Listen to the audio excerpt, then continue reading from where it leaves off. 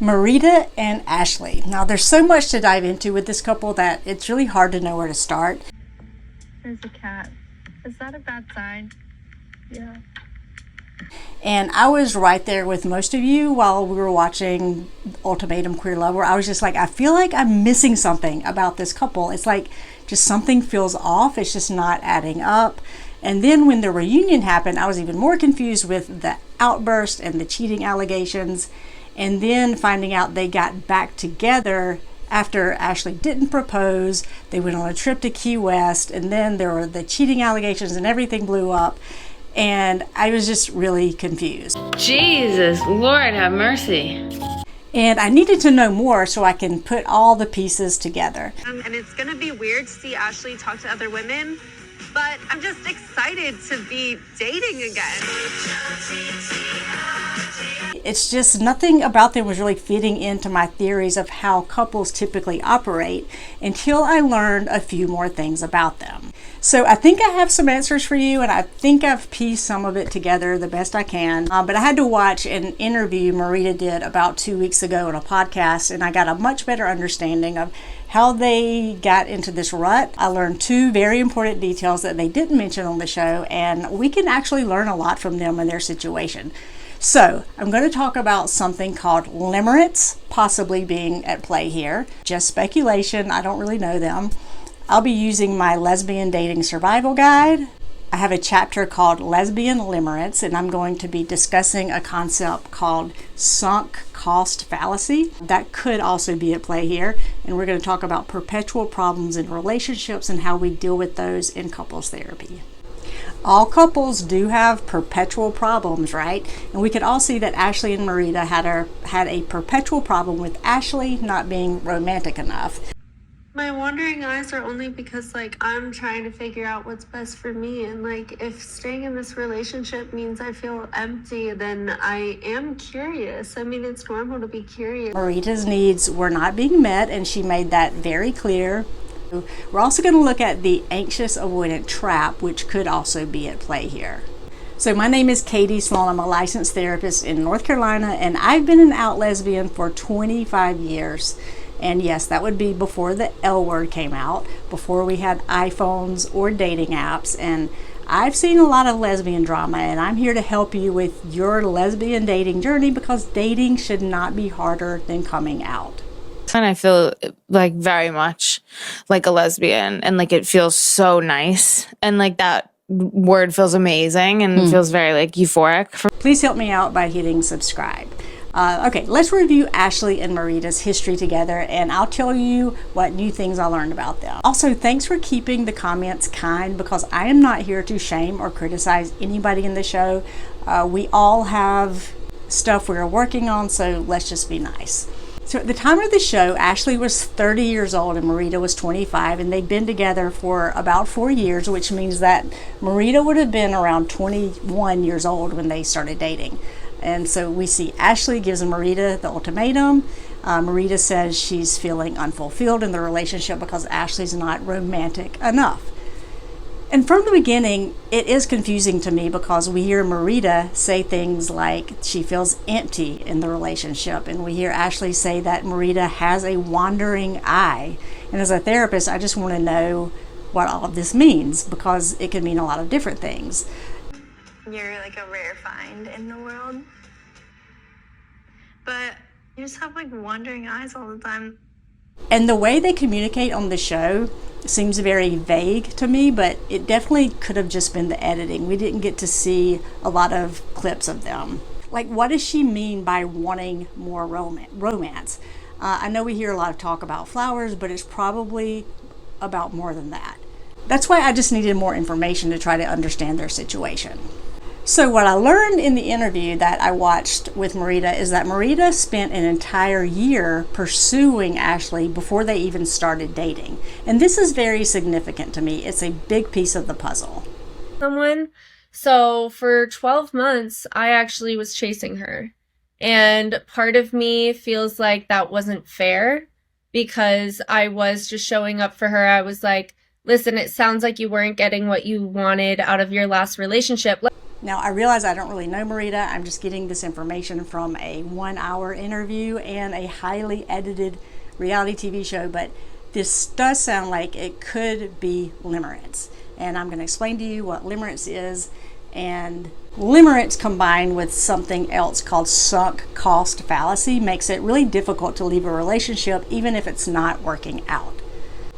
It also makes me believe that they could have been stuck in the anxious avoidant trap, with Marita being the anxious partner and Ashley being the more avoidant partner. So let's look at what limerence is. I have a chart in my lesbian dating survival guide where I compare limerence versus being in the honeymoon phase. One of the differences is that with limerence, the feelings are not reciprocated. It's a stage of obsessive infatuation and emotional dependence. It's an idealized view of another person that you have a crush on, and it can last months or even years if unfulfilled. So it could be that Marita was in limerence for a year. She had this obsessive infatuation of what their romance could look like. She wanted to show Ashley true love after Ashley's abusive relationship. Ashley told her she wasn't ready to date her, but Marita pursued her anyway. Probably not realizing at the time, because she's 20 or 21, that it's really not healthy to pursue somebody who doesn't want to be pursued. Also, limerence is a risk factor for people with anxious attachment, which she could also have. I didn't see a lot of examples of her being preoccupied or having anxious attachment during the clips with Ashley during the show, but it's possible that she does have anxious attachment. And it would make sense that she does, at least leaning that way, because she's with a more avoidant partner. It doesn't seem like she's got severe anxious attachment. Everything's on a spectrum. So let's look real quick at what anxious attachment is. It's a constant need for reassurance and validation from your partner. It's the tendency to be jealous and clingy in relationships. It's the fear of abandonment. It's being highly sensitive to criticism, among other things. And I want to add that a lot of people with anxious attachment will stay in unhealthy relationships longer than they need to. Now, because Marita chased Ashley for a year, I think she could be experiencing something called sunk cost fallacy. The sunk cost fallacy is a psychological bias where we continue investing in something, not because it's good or working, but because we've already put so much time, energy, or emotion into it. And in the context of relationships, especially when you chase somebody for a year, it can show up like this. I've spent so much time trying to be with them, I can't give up now. I have to make this work. Again, it's on me. Like, boo-boo, you decided to stay in that relationship. Even when the relationship turns out to be unhealthy, you might stay because walking away would feel like admitting that all your effort was wasted. And that's the fallacy.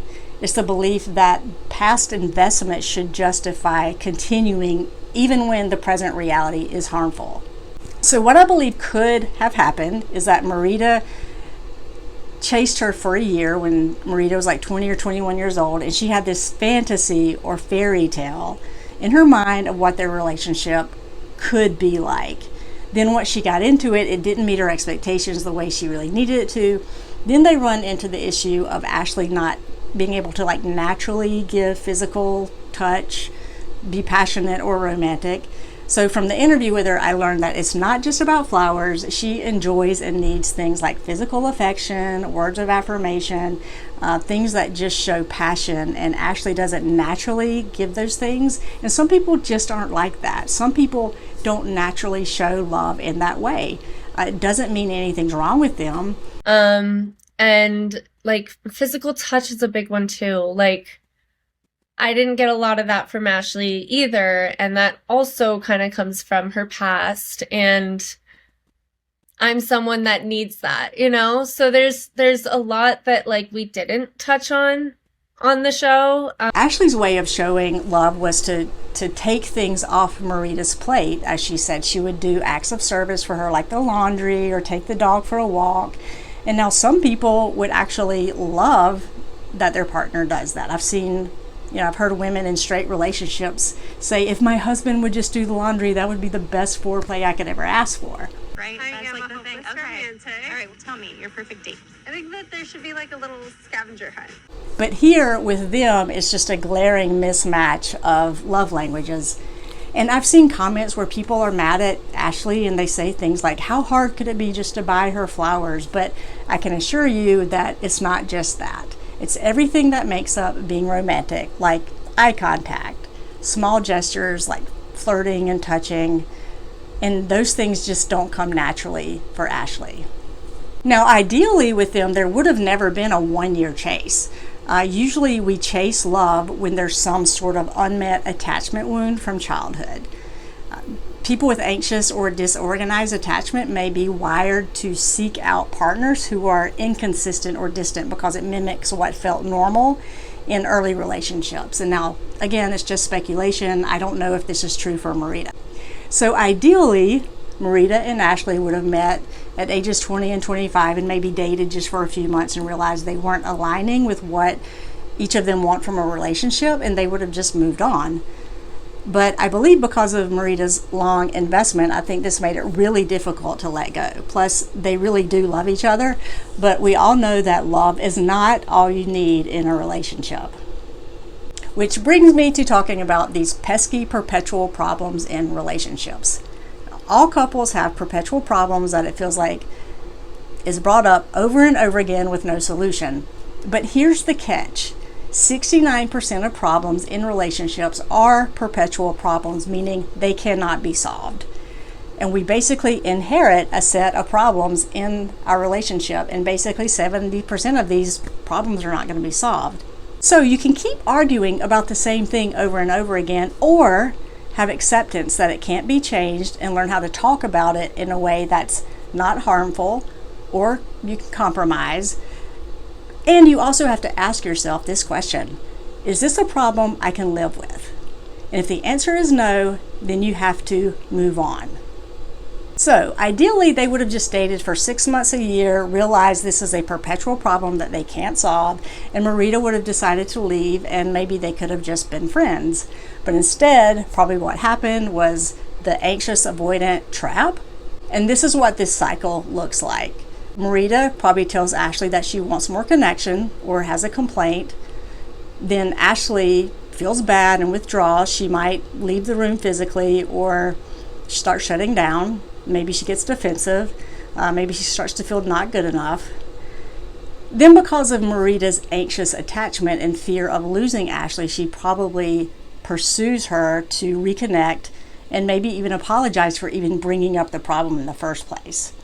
And then they probably cry together, establish a reconnection, and this experience of them like emoting together in that moment probably makes Marita feel better about them temporarily until the next time this happens, where Marita brings up the need for more passion and romance, and this cycle starts again. And this must have come up a lot because even Ashley's sisters are aware of the issue, and maybe they probably broke up a couple of times and got back together. I feel like you guys have kind of been going circle, circle, circle. Sometimes you do have to be selfish after so long. Like, maybe I need to reevaluate and just be done, even though that might be the hardest thing. As I've said before, lesbian relationships have 9 lives like cats. And it's important in couples therapy to realize we aren't trying to figure out who's right and who's wrong. It's about understanding each person's perspective and cycles that these couples are stuck in. Most young couples don't even realize that there are cycles they are stuck in that they can try to stop, and most couples start therapy 3 years too late. What I also learned is that when their reunion came around, Ashley and Marita had not had any contact for about 8 months, and a lot of anger had built up for Marita.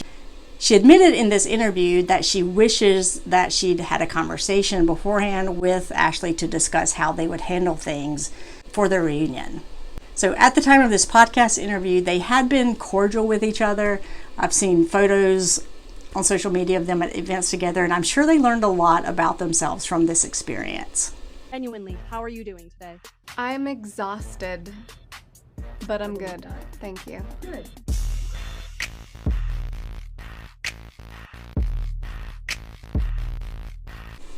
What we can really take away from this couple is the reminder that walking away from the wrong person clears the path for the right one.